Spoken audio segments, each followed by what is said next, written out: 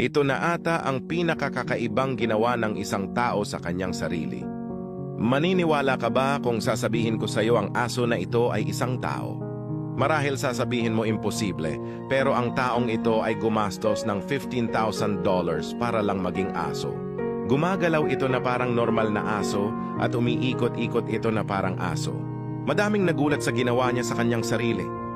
Madaming TV show sa Japan ang gusto siya maging guesting. Lumalabas ito sa iba't ibang TV show sa Japan at sumikat ng sobra ang asong ito. Ang asong ito ay pinangalan ng Toko. Inaalagaan siya ng isang babae, pinapakain siya sa pakainan ng aso at kumakain siya ng pagkain ng aso. Madaming tao ang gusto siya masubaybayan, kaya gumawa siya ng YouTube channel at doon makikita ang mga video niya. Kumalat sa iba't ibang bansa at nabalita ito sa mga TV show. Madaming hindi naniniwala pero ito ay totoo.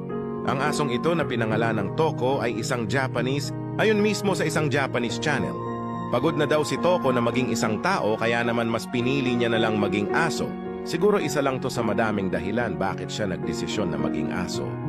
Subalit ang bagay na ito ay kakaiba. Pero hindi natin masisisi ang kagustuhan ng iba.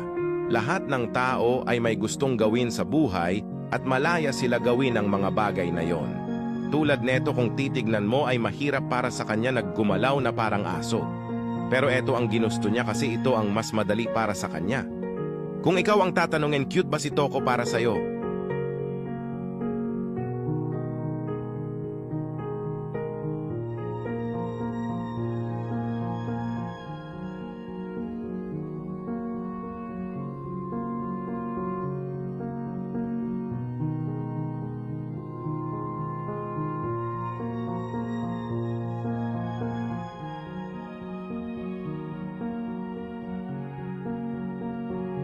Kung nagustuhan mo itong video na ito, huwag kalimutan mag-komento or mag-share.